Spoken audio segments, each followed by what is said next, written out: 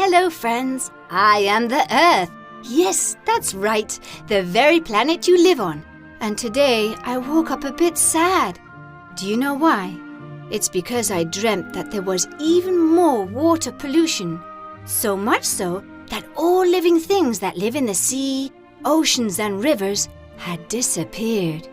Even though it was just a dream, I can assure you that if you don't stop contaminating the water bit by bit, this horrible dream will come true.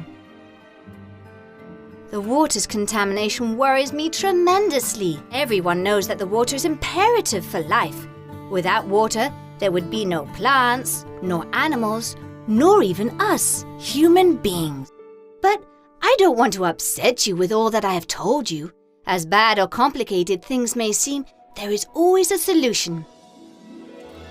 And I am positive that if you were to help me all together, working as a team, we will make the water clean again, and all living things will be safe.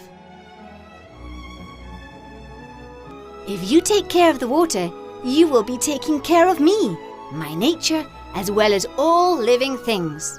I have no doubt that together we can make sure my sad dream will never come true.